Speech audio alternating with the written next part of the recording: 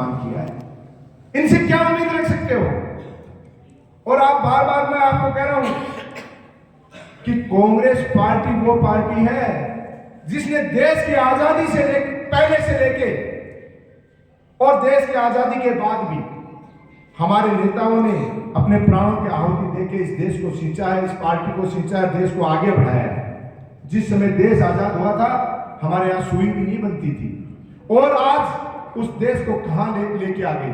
और हमारी पार्टी के नेताओं ने, दो प्रधानमंत्रियों ने तो अपने प्राणों की आहुतियां दी हैं, इंदिरा गांधी जी ने और राजीव गांधी जी ने। कोई दे सकता है क्या? ये जो बात करते हैं आरएसएस के लोग और भारतीय जनता पार्टी के लोग, देश की आजादी के समय या देश की आजादी के बाद अगर इन्होंने अपना नाखून भी पिटाया है तो आप मुझे बता सकते हो, लेकिन ये केवल झूठी बातें करते हैं और इस समय देश में झूठ और भय का माहौल इन्होंने बना रखा है। दूसरी बात करते हैं हमारे त्याग की मूर्ति सोनिया गांधी जी, आज ये प्रधानमंत्री पद के लिए और इन्होंने एक सत्ता में रहने के लिए झूठ साथ सारा अपना रखा है। प्रधानमंत्री कभी राहुल गांधी जी को बना सकते थे, सोनिया गांधी जी बन सकती थी, लेकिन इन्होंने पद के कभी मोह नहीं किया। और हमारे मनमोहन सिंह जी जो अर्थशास्त्री के रूप में पूरा विश्व उनका लोहा मानता है और उनकी जुबान नहीं उनका काम बोलता था, और उस समय देश वापस सोने की चिड़िया बनने के मंजर पे पहुंच गया था। और आज ये दो लोग बैठ के झूठ बोल के बरगलाते हैं कि हमारे नेताओं ने क्या किया। अरे भैया, ये लोग त्याग तपस्या की मूर्ति रहे हैं, कांग्रेस पार्टी में काम करने वाले लोग आज देश को विश्व गुरु बनाने का सपना देखते थे। आप तो केवल जुमलों में ये बात करते हो। और लोकतंत्र की बात करें, विश्व का सबसे मजबूत लोकतंत्र हमारे देश का, और उसमें कांग्रेस पार्टी की अहम भूमिका। राजीव गांधी जी ने 1994 में पंचायत राज एक्ट बनाया और शक्तियों को विकेंद्रित किया, क्योंकि 70 से 80% जनता गांवों में निवास करती है कि गांव में जब पैसा जाए, गांव का आदमी अपनी चौधर कर सके, अपने अनुसार डेवलपमेंट करा सके, तो उन्होंने ये प्रक्रिया दी कि पंच, सरपंच, पंचायत समिति सदस्य, जिला परिषद सदस्य, प्रधान और जिला प्रमुख सब बैठ के गांव का सर्वांगीण विकास करेंगे। और उसी तरीके से 2009 में एक्ट बना निकाय के लिए कि नगर पालिका शहरी क्षेत्र में रहने वाले लोग भी अपने पार्षद के माध्यम से, अपने चेयरमैन के माध्यम से अपनी समस्याओं को रख सके और अपना क्षेत्र का विकास करा सके। शक्तियों को विकेंद्रित कर दिया गया और यही एक सुंदर सा गुलदस्ता तैयार हुआ हमारे मजबूत लोकतंत्र का। उस लोकतंत्र को खत्म करने के लिए जो दो लोग बैठे हैं जिन्होंने मुख्यमंत्री तक को पर्ची से नियुक्त कर दिया, और मुख्यमंत्री कहो कि भाया तू तेरा काम जो तो बताया जा बत्ता के अलावा करनो नहीं है। आज बात करते हैं ये धर्म की राजनीति की बात करते हैं, तो कहां सो रहे थे मुख्यमंत्री जी? कल 36 कौम के चाहने वाले लोग वीर तेजाजी के मंदिर को उनकी विधानसभा में खुद कर दिया गया, तोड़ दिया गया। कौन सी इनकी इंटेलिजेंसी है? जब पूरा समाज वहां उल्टा और आज ये कह रहे हैं कि कोई साइकिक व्यक्ति ने इस तरीके की कार्रवाई कर दी। इनको कोई मतलब नहीं है, इनको जितना पर्ची में लिख के आता है उतना ही काम करते हैं। तो ये सारी शक्तियों को, ये कोई सरपंच, प्रधान, जिला प्रमुख, आप पुनर्गठन की बातें कर रहे हो, केवल दिखावा जुमला कुछ नहीं है। वो कल परसों नवलगढ़ में जोड़े थे गांव और आज हटा दिए, फिर कहेंगे टाइम बढ़ा दो। कितनी बार डेट बढ़ा दी? विजय पाल जी, जो आप कह रहे हो कि डेट बढ़ाने का मैं कह रहा हूं अभी तो और बढ़ा देंगे, इनका कोई भरोसा नहीं है। आज मुख्यमंत्री अशोक गहलोत जी, जिन्होंने गरीब के लिए सपना देखा कि एक गरीब व्यक्ति इलाज के लिए, क्योंकि किसान परिवार से लोग आए हुए हैं, उन्होंने एक चिरंजीवी योजना दी थी। हमने लोगों के जमीन जायदाद और जेवरात बिकते देखे, इलाज के लिए गिरवी रखते देखे हैं। कांग्रेस पार्टी की जब सरकार आई और मुख्यमंत्री अशोक गहलोत जी ने हमें 25 लाख रुपए का वो तोहफा दिया, इलाज के अभाव में किसी की जान नहीं थी। देखो, बचाने वाला जिलाने वाला तो ईश्वर है। इन लोगों ने सारी योजनाओं को बंद कर दिया। आज नगर पालिकाओं की बात करें, गोड्डा जैसी जगह, ये सही बात है, क्या शिक्षा नीति के रूप में उभर रहा है। एक पंचायत से काम नहीं चल सकता। जो पंचायत लेवल की पंचायतें उनको तो नगर पालिका बना रहे हैं, और जो 3-3, 4-4 साल से काम कर रही है, अच्छा काम कर रही है, नगर पालिकाओं को खत्म करके वापस पंचायत बना रहे हैं। आपको क्या लग रहा है ये कुछ कर रहे हैं ऐसा?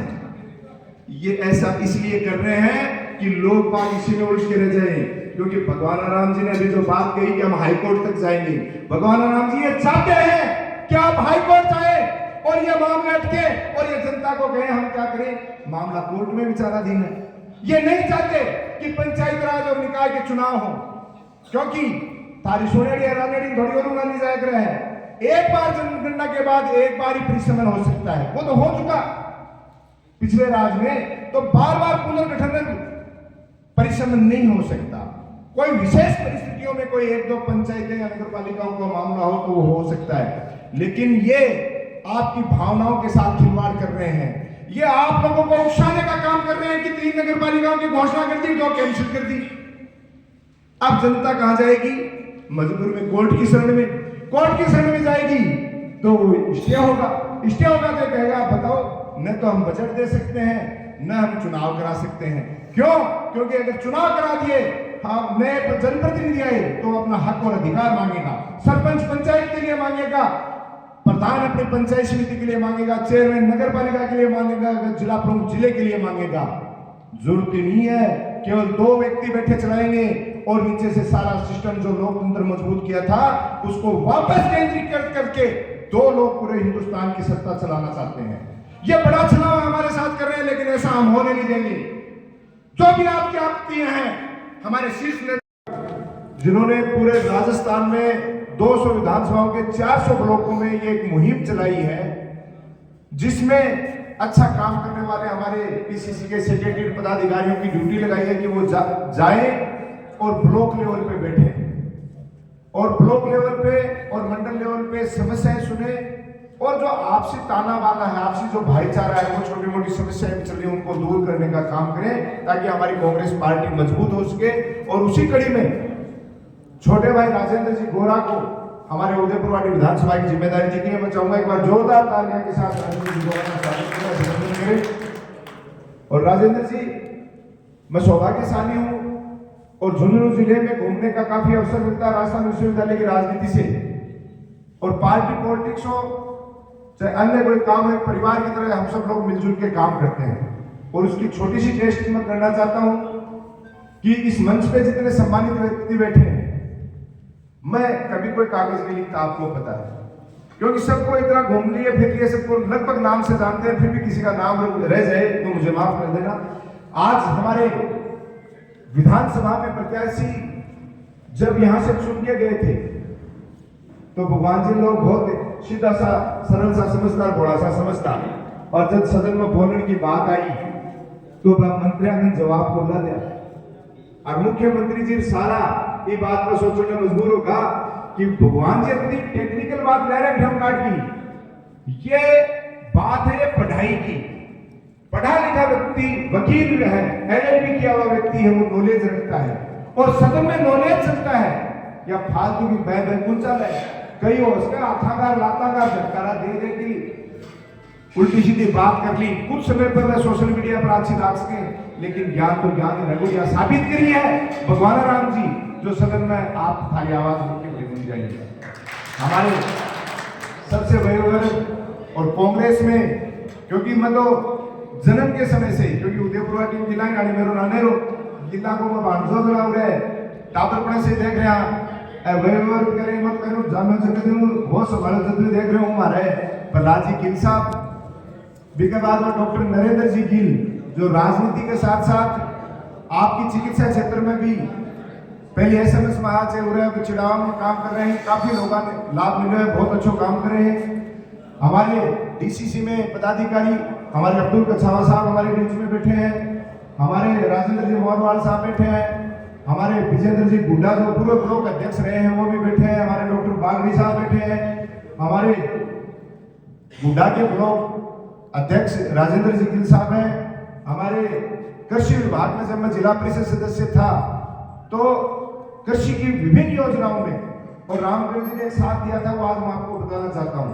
कई लोग कह देते हैं कि पंचायत समिति सदस्य, जिला परिषद सदस्य क्या चीज होनी, इनके पास क्या ताकत होती है, तो मैं बताना चाह रहा हूं। जब ये कृषि अधिकारी थे तो मैंने जिला परिषद में एक मांग उठाई थी, और वो मांग थी कि साहब बेटा बेरोजगार है, पोता बेरोजगार है, जमीन दादा के नाम है, और कृषि यंत्रों पे अनुदान की जब बात आती है तो जिसके नाम जमीन है उसी को मिलती है।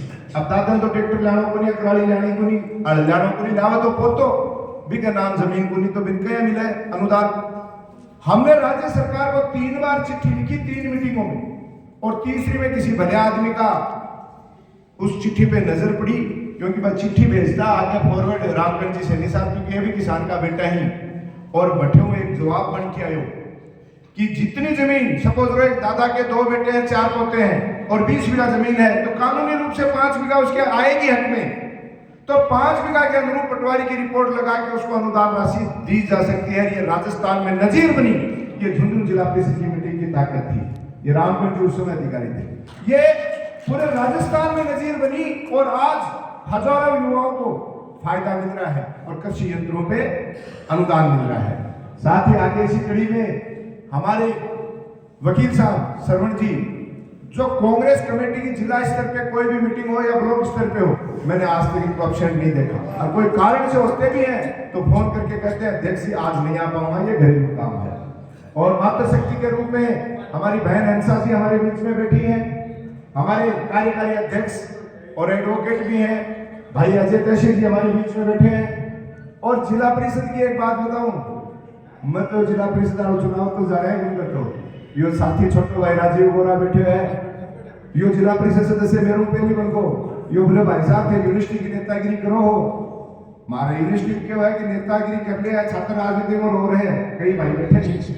तो आने बताना चाहूंगा कि आगे सीधो एमएलए को सपनों चुना दी, लेकिन इस व्यक्ति ने मुझे कहा भाई साहब छात्र राजनीति से निकले हो, पंचायत राज से जुड़िए, पंचायत राज से जुड़ने के लिए सबसे अच्छा चुनाव है वो जिला परिषद का है।